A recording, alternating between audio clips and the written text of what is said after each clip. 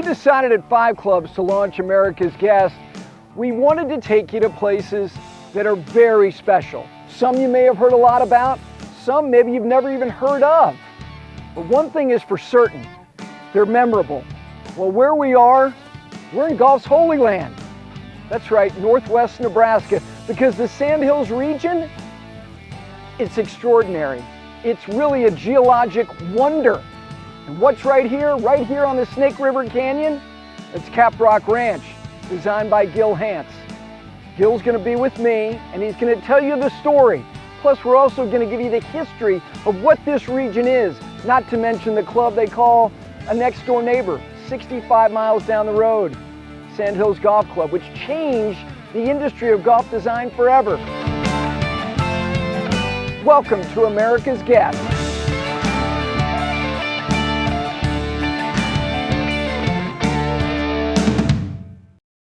It's called the Heartland, and it's also called a flyover state.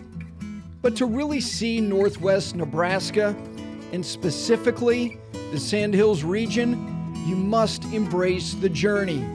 70 million years ago, this area was the outer regions of the western seaways, inhabited by sharks and other deep sea creatures. CapRock Ranch is not around any corner. It sits on the northern edge of one of the world's largest sand dune regions in the Western Hemisphere, and atop one of the world's largest aquifers. CapRock Ranch is the true buffer between the prairie land of the Sandhills and the white rock facades of the Snake River Canyon. As importantly, it is 65 miles north on Highway 97 from one of the most significant golf courses ever built. No one understands that better than the man responsible in leading the design team for the creation of CapRock Ranch than Gil Hanse, one of the most significant figures in golf course architecture, presently and historically. I'm sure there were a couple times when we were a little bit worried about it. I mean, there's been such a roller coaster of just different scenarios that have occurred that kind of there were highs and lows and peaks and valleys. You know, we call this our unrequited love. It seemed to be the thing we were always chasing for, 21 years. First time I walked on this property was August of 2001. So it was a situation where we knew the potential for the property and how special we thought it could be. So we always kept it going. Whatever Cleve Trimble, the original owner, asked us to do to help move things along, we were more than willing to do it because we honestly I love this place. The history of this place is really important. So let's start there. You mentioned the original owner, the owner who had this with the vision of a golf course. Places, the impetus for places come from a lot of different stuff. A 1978 National Geographic. What role does that play in the history of this place? Well, Cleve Trimble was a surgeon and native Nebraskan, went to the University of Nebraska, had gone, left the state for a while and was looking to come back home. And I think, he was raised south of here, but was familiar with the Sandhills. And that photograph, which was taken of the old schoolhouse, which is still on property, I think piqued his interest in coming back here. And then when this ranch and that particular schoolhouse became available, I think he did some soul searching to come back to Nebraska. The opportunity was here, and so he bought the ranch. And then over a longer period of time, he started to see, and greatly appreciate the beauty of it, the unique natural splendor, the features of Snake River, the canyon, obviously the pasture land that is here, and started to think, how do I protect this land? How do I keep it from falling into, anyone else's hands, number one, but also, the government? Does it become, the Niobrara River became a national wildlife area, and so he looked at this as thinking, how do we keep the pristine character of it? And he was an original member at the Sandhills. He and Dick Youngscap went to the University of Nebraska together. Wow. So their relationship goes way, way back. And so he started to think, well, what if we used golf to protect the land? What if we had a scenario where we could create enough value in the land itself that it would be an unattractive target for anybody to come in, but also the value of it would be significantly higher than probably anyone would want to pay for it. So he started to look at protecting this land and utilizing the game of golf, which he loves and which we all know, the natural benefits of it, and keeping it open space. And so when that happened, he went and talked to Bill Coore and Ben Crenshaw, and they, being the gentlemen that they are, understood that, listen, this is too close to Sandhills. Probably not a project for us. We don't want to do this since we built, obviously the greatest modern golf course back there. Somebody someplace is always an agent for profound change. Sandhills Golf Club was the biggest pivot point in modern golf course architecture. It falls into an important chronological timeline historically. There are tipping points historically with respect to design in this country. Obviously, C.B. Macdonald, National Golf Links, George Crump, and the aggregate of minds and voices he had at Pine Valley, the death of Seth Rayner, which opened the door for Alistair McKenzie at Cypress Point, which then unlocked the key to Augusta National. We can go on. The early 90s, it was a time after, I thought, kind of an uninspiring time. Those are my words, not yours, with respect to design 70s and 80s. Dick Youngscap had the temerity to do what he did 65 miles south of here with Bill Coore and Ben Crenshaw, and it changed your industry forever. Is this what it is today without what is down the road? No. I mean, Sandhills is the seminal moment in modern golf course architecture. It is, in my opinion, there might be some who quibble with this, but it's the reason Bandon Dunes exists. Now, Mike Kaiser gets all the credit in the world for having that vision as well, but Dick Youngscap proved that it could work. And he proved that if you give talented architects, and Bill and Ben are certainly the most talented, you give them the opportunity, they're going to create something truly magical and truly special. But that was an incredible leap of faith. I mean, you talk to Dick or you read the book that he wrote, that was a very risky proposition for them and for him, and it turned out to unlock, as you said, the gates, the floodgates for Tom Doak to have these great projects, for us, for David Kidd, on and on, this group, and obviously Bill and Ben continue to do it. So I think without a doubt, Sandhills is the most important golf course to have been built in our lifetimes. What was Gil Hanse's first impression of the region? The memory is crystal clear. This region, and this is the northern edge of the Sandhills region, the first time I came here, my mouth was agape. I couldn't explain it to people. I couldn't understand it myself. What was the first time, whether it was flying into North Platte, driving from Denver, that you found yourself in these rolling sand dunes that went on for as long as the end of civilization? Do you remember when it was? It was 1999. I'd come out, Sandhills was 4 or 5 years old, and Tom Doak had started to do these things. We referred to them as Archipalooza.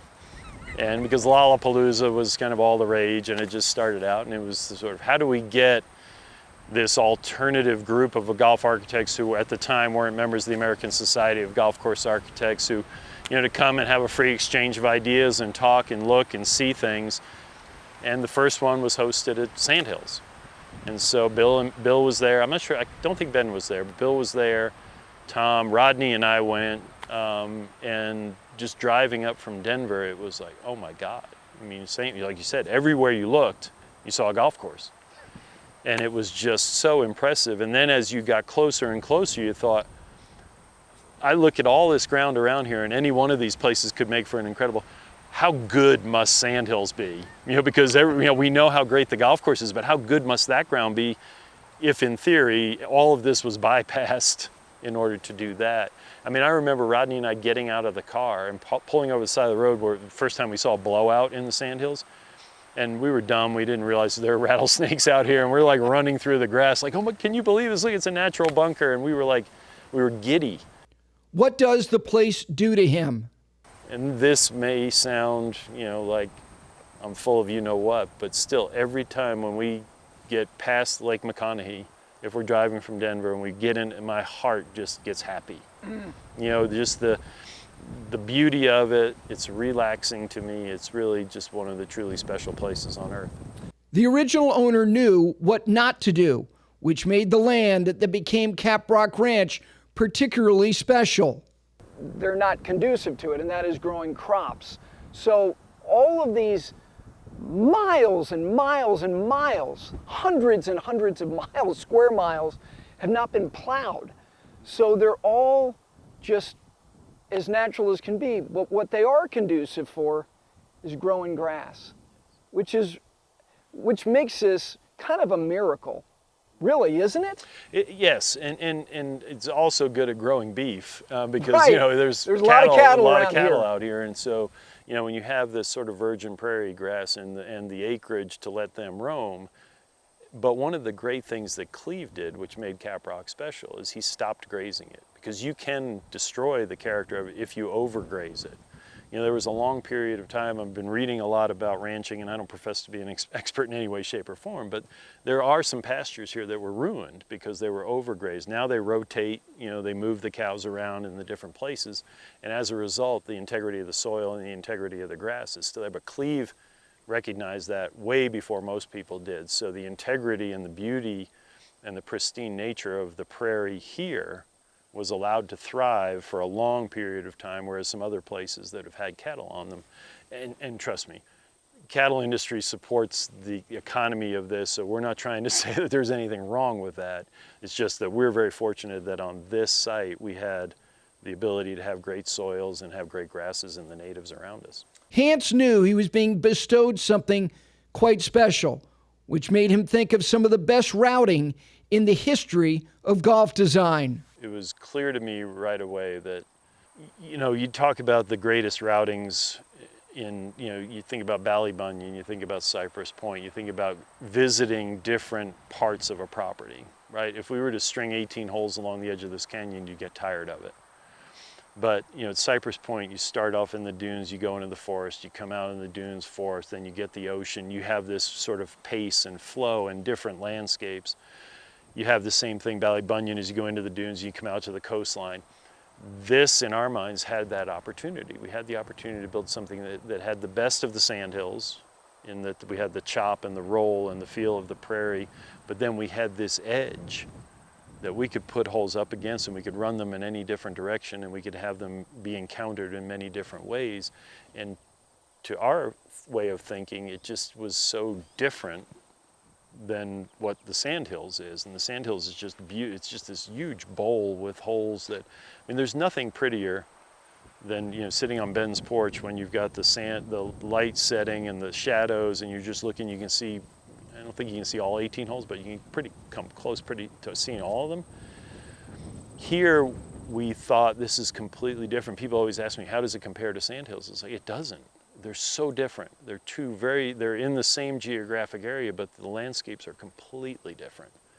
And so when we saw this, we thought, okay, we've got an opportunity here. Obviously, we hope to build something very, very special, but also to build something very different for this part of the world. You mentioned those examples of contrast. You and Jim and your great team, kind of resuscitated Los Angeles Country Club North Course. In that golf course, to me, there's kind of a coziness and a compartmentalized part of it, and that's the front. And then you turn onto the back, and the enormity of it and the scale of it. Here, you play in the prairie, and then you come to the canyon, and you play back to the prairie, and you come back to it. Was that the only way to do this? No, I'm sure we could have figured out other ways, but I think we loved the flow of those, the change of scenery, the change of the challenge being what it is. We love the fact that we were, able to play going up or down the canyon, on the front nine, where the hazards are primarily down the right-hand side, and then coming back up the canyon where the hazards are primarily on the left-hand side with the finishing holes here. So we thought that the opportunity to visit it in different ways was really important to us, but it was more, I think the best routings just feel like how you might wander the property. And if you started out in the prairie, you might naturally migrate towards the canyon and then follow it for a while, and then you hit the boundary, and then you might migrate back in, but you'd ultimately come back to it. And so I felt like when we put this routing together, it just felt good to us. It wasn't like a mathematical equation of, hey, we need to have 4 holes, we need to have this balanced. It's just the way that they fell into place, and we feel really good about that. To me, the first time I came here, I was First of all, I was really struck by the left front of the second green.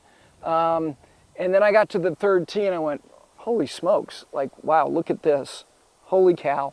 And then you'll turn to your right and you look through the gap of those trees and you see something that you'd never think you would see here.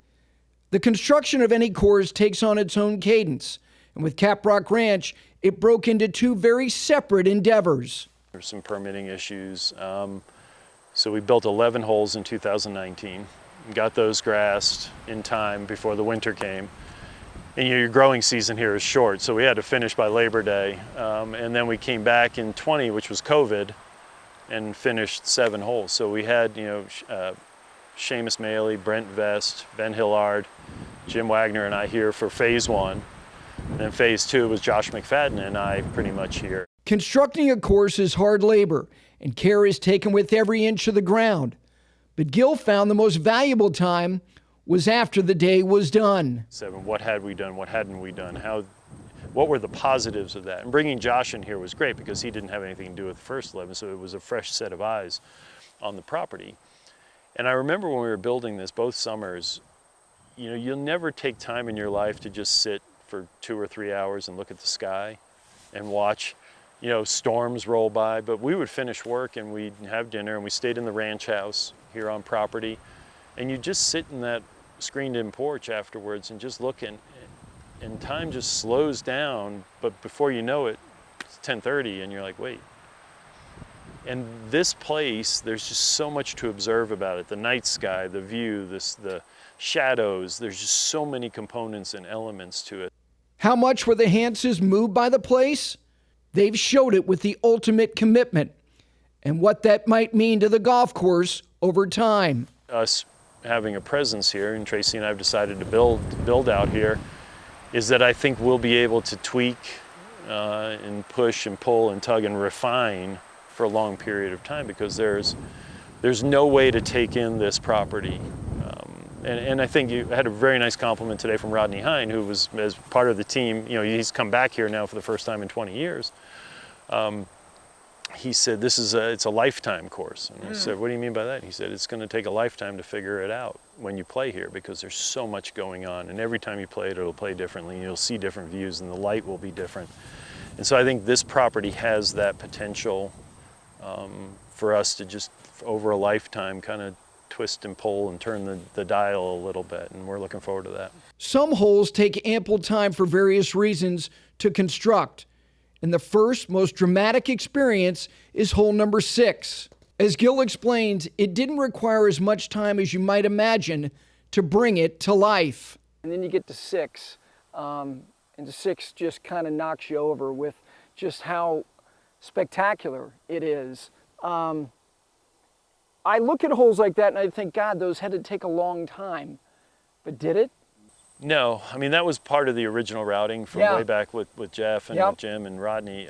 So we always knew we wanted to build that golf hole, and we were delighted when we got that land back. But I think it was interesting. We were building that hole, and David Normoyle. Mm-hmm. David was on his cross country. I don't know if you remember. During COVID, he did like a 40-day drive, and he was giving. It was actually one of the more wonderful parts of COVID. It was like every day you would wake up and there'd be an update from David. I traveled from here to here, and he was driving to see his parents in California. And you remember what the early days of COVID were. Yes. Yeah, it was very, very weird. And that was just this wonderful little thing to look forward to every morning. And so he came through here on the way back, and we were constructing that hole, and we were looking at it, and I said, what do you think? Should we put some bunkers in front of it? Should we do some things maybe to spruce it up? And he just looked and he said, what's the name of this place? And I said, CapRock Ranch. And he said, that's all you need. Just look at that CapRock. If you did anything fronting that green, you'd be competing with the beauty of that CapRock. And we talked a lot about 16 at Cypress, and I'm not comparing the two golf holes, but the restraint that Mackenzie showed.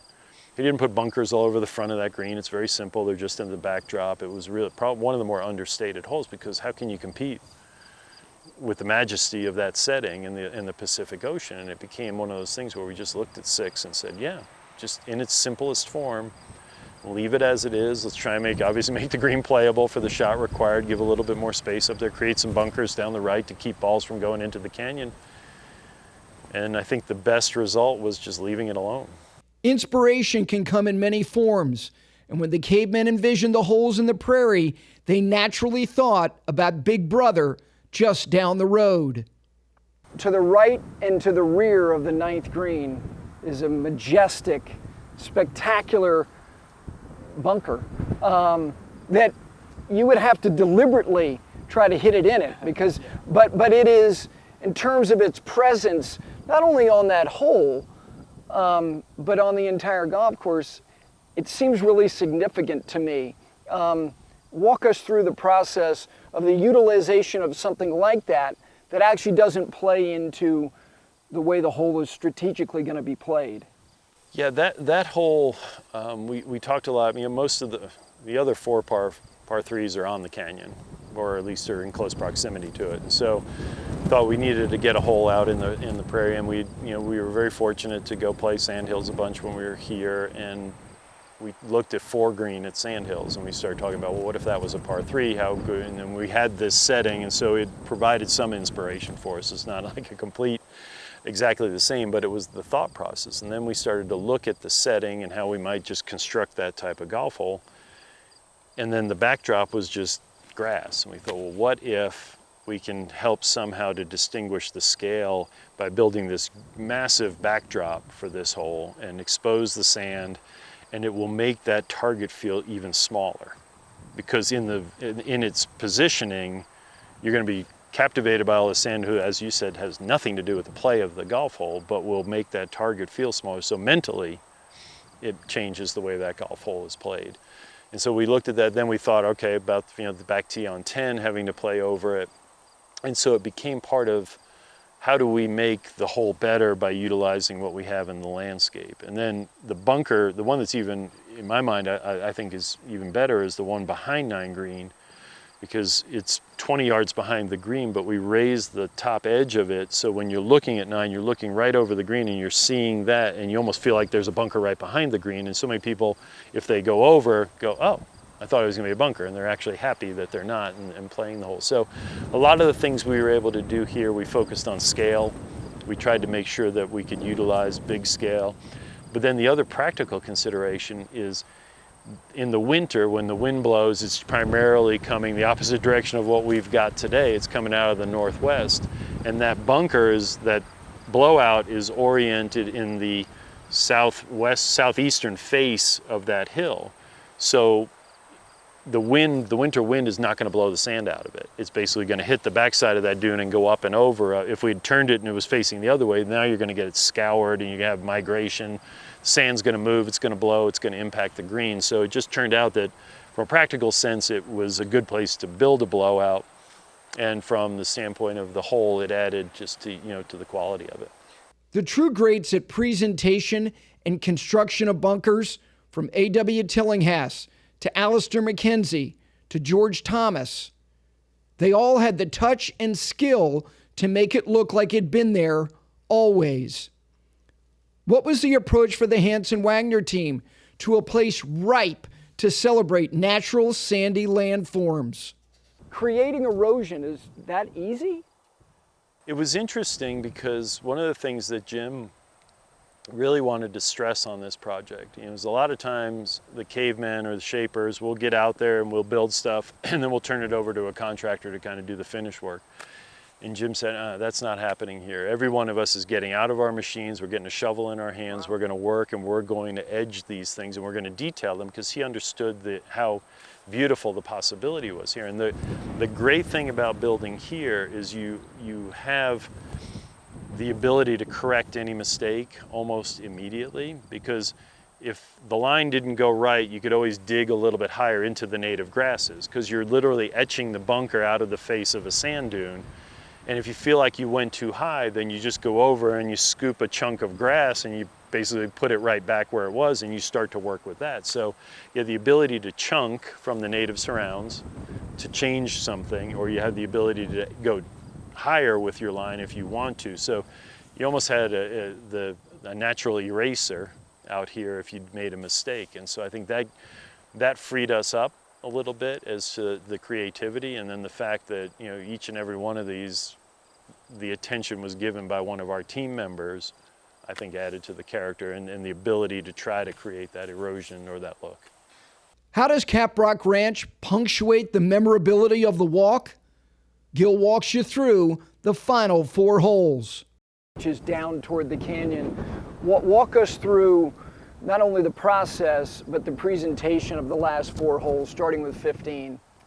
Yeah, 15, it's a long par 4. Obviously you got trouble all the way down the left-hand side. So the goal there was to try and make the tee shot as wide as possible and try to still make it meaningful to get down the left side in order to have a better angle into the green. So it's fairly simple looking off the tee. There's a mound that was there, which we embellished slightly. So if you do blow it out to the right-hand side and not take the canyon on, it limits your visibility of the green from that section. So the goal for 15 was to just get to the edge of the canyon, to reintroduce the canyon in a way that was very simple down. It was very steep going down on the left side, so we really couldn't get the golf hole right along the canyon.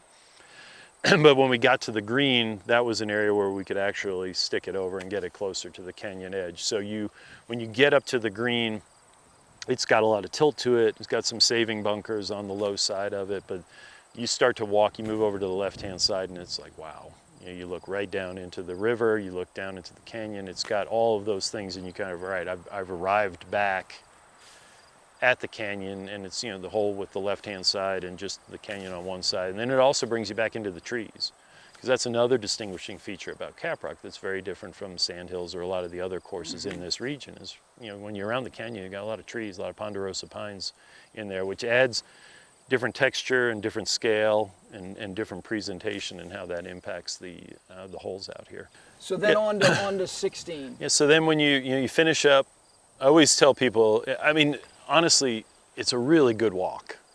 A lot of people take carts out here. I wish we could change that, and I know caddies are difficult to find, but one of my favorite walks on the property is walking off the back of 15, and it's all just tight mow right onto 16T, and now you're turning, and it's like, oh my, you know, in that golf hole. We looked at this stretch 16, 17, and 18, and we knew there were holes here, but the best holes we felt were going to be 2 par 3s and a short par 4 in order to get, because when in between the canyon edge is the prairie is so steep leading into it, so that really wasn't conducive for golf, but the stretch where 16 sits was perfect. It's the short par 3 on the golf course, so we thought, okay, let's throw a nice little cutie in here, and you got to play out onto the rim. And I'm very comfortable in a bulldozer. I was white knuckling it over there because we just kept trying. We had to bring Phil in to extend the left side, and I'm like creeping and pushing it out with a bulldozer and just looking, because you're looking over the hood and you're over the blade, and you're like, if this stuff underneath me isn't stable, that's a long way down. And I'm comfortable enough that I'm not going to make a mistake that I'm going to drive forward when I shouldn't. But you're also trying to compact, so you're just kind of rocking the dozer over the edge to compact it. And it was that was tough. Ben Hillard did most of the shaping on that green, but he said, listen, if you wouldn't mind doing the side along the canyon. But then he was super brave as well and got in and built those bunkers with the excavator. So we had a few were hanging off the edge here, which was we knew we needed to do that in order to produce the best possible golf hole, but it was a little bit stressful. And so the green, you know, he's from Australia, so there's a little bit of a feeling of a Royal Melbourne with the bunkering in the front and the way it twists and turns so that the far left-hand side is an extension. But you can land the ball in the middle of the green and have it work its way to the left if the pin is over there. But then the right-hand side has got that little spine, and there's a couple of really interesting hole locations over there. So I think that he did a great job setting it in there, and you know, it's one of those ones where you walk up, infinity background. There used to be a tree behind it, and Jim and I went back and forth on whether it should stay or not, and he was of the opinion it should come down, and I was thinking, well, maybe we should just hold on to it because you can't put it back up, and he was right, as he usually is, in that when we took it down, it was like, wow, I mean, it really, the whole backdrop for that hole is very impressive. The 16, correct me if I'm wrong, it's the first time you look at home with purpose. You can look from whether it's 5 green, 6T, 15 green, but when you get on 16T, you're literally playing in that direction, and you're looking at home with purpose. Yes, absolutely. And we love, obviously we're devotees of the old course, and you start to make that once you come out from behind the hotel, and well, actually all the way in, you're always looking at the town, you're heading back in that direction. So I think there's a nice comfort level to that, Yep. where you feel like, okay, I can see the end. Hopefully you're wishing that it wasn't the end because you want to keep playing golf, but yeah, I think we definitely looked at that. And then from 16, you walk up the hill. Yep. To 17, so it's like, for your first time here, you're thinking, all right, what? I'm leaving the canyon already, but in order to get to the high ground, to play the tee shot off of there, we needed to move you up the hill. And then from that tee, you can't see the green, but there's a set of pine trees off to the right-hand side of the green that if you aim at those and then hit a little bit of a draw, there's a speed slot that'll feed your ball all the way down there, so it's very drivable, but you've got to hit the right shot. And then there's an alternate fairway, like if you're dead into the wind, you're not getting home.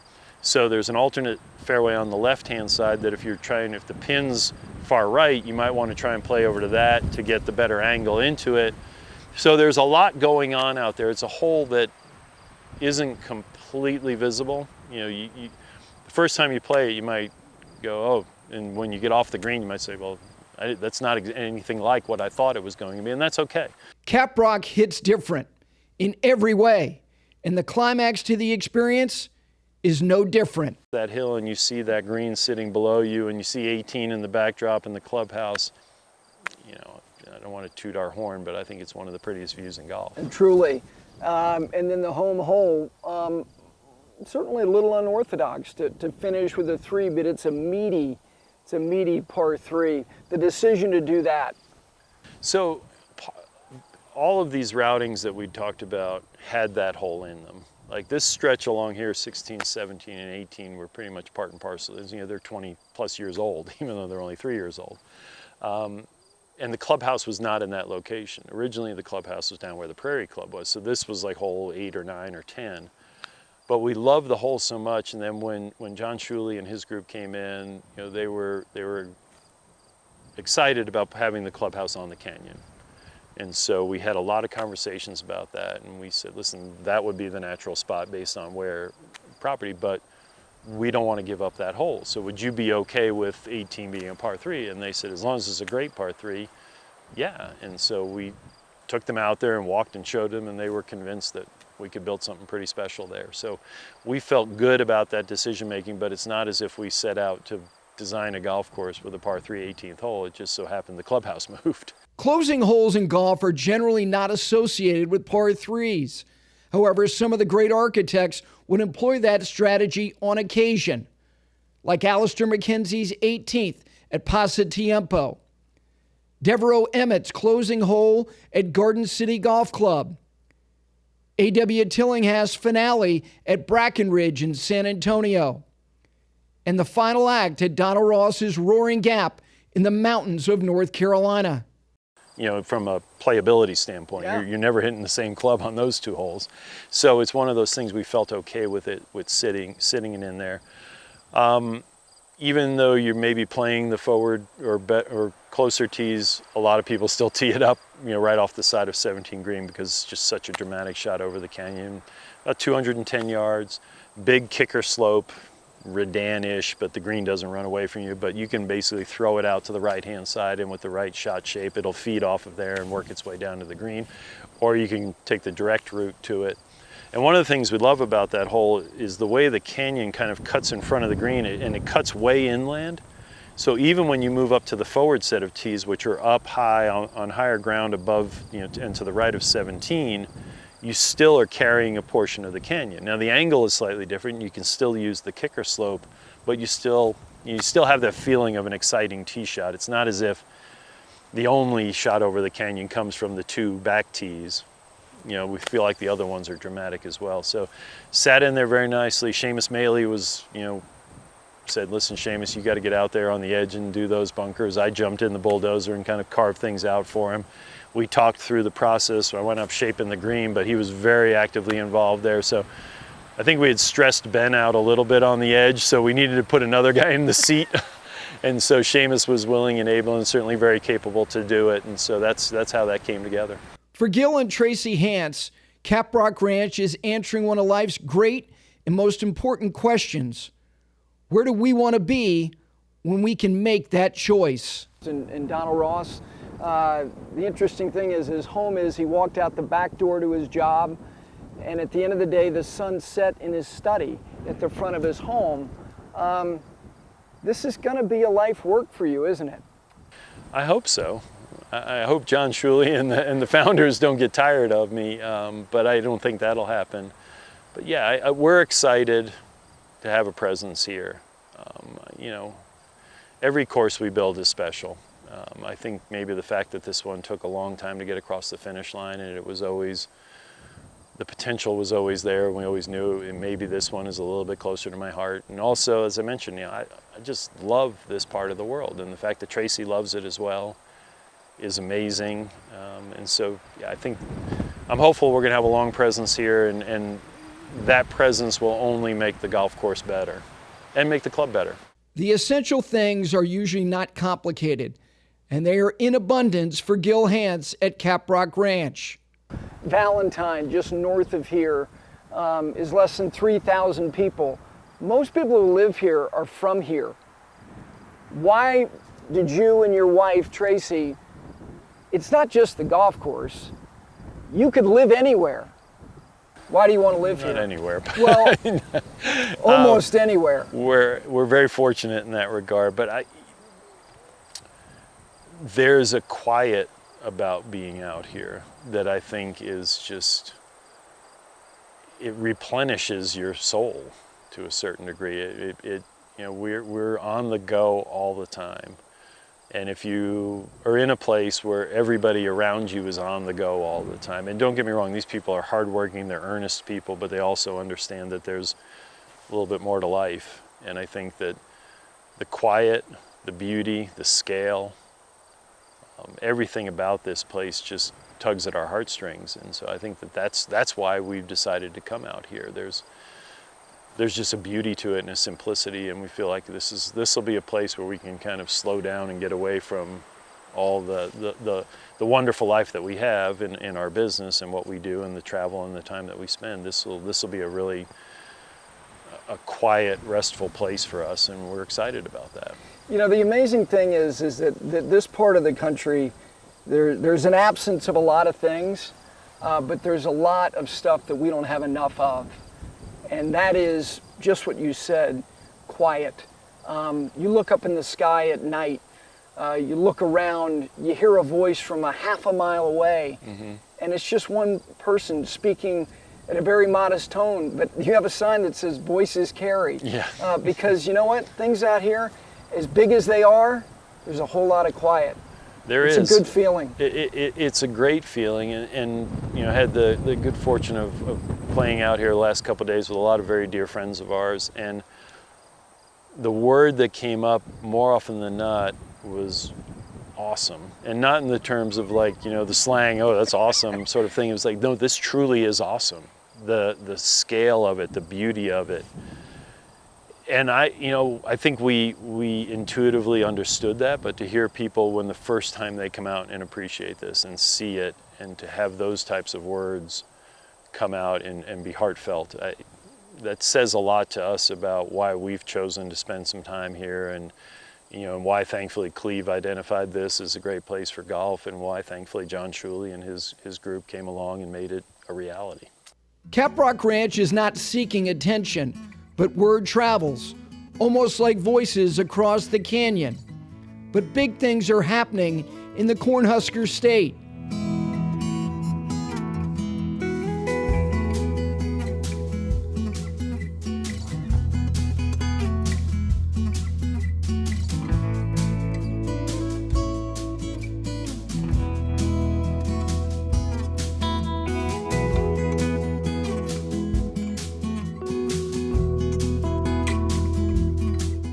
awesome. It's an easy word to apply to many things, and sometimes because we just don't know any other way to express ourselves.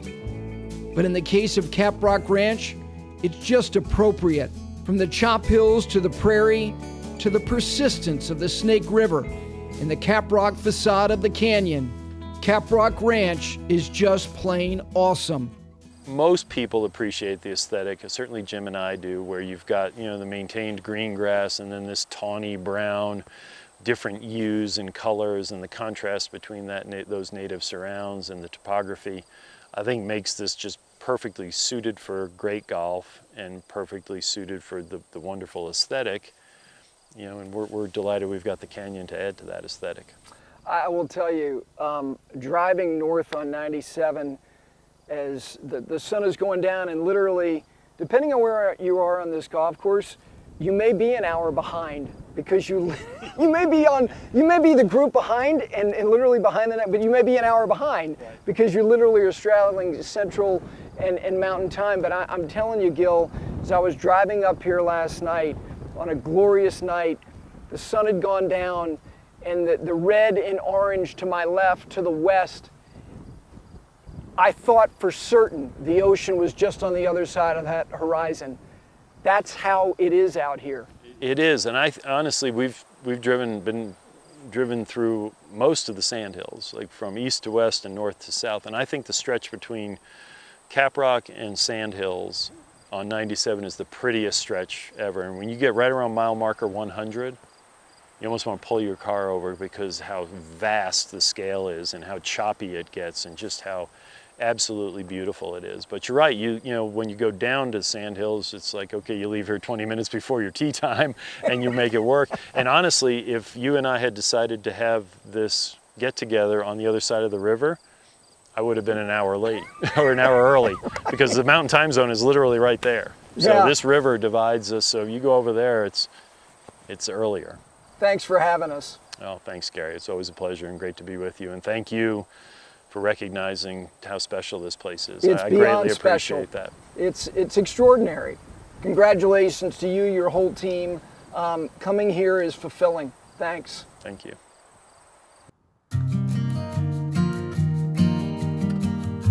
Wow. You know, I'm really grateful for the places I get to go to. And we chose CapRock Ranch to be the first visit for America's guests, for a lot of reasons. One, it's Nebraska. And two, more importantly, there is no place, and I mean no place in the world quite like this. Thank you to Gil Hanse for this great staff. Hope you enjoyed America's Guest. We'll see you next time. America's Guest is back on the road. Stay tuned for wherever we may take you next. And always remember, it's the time, not the score.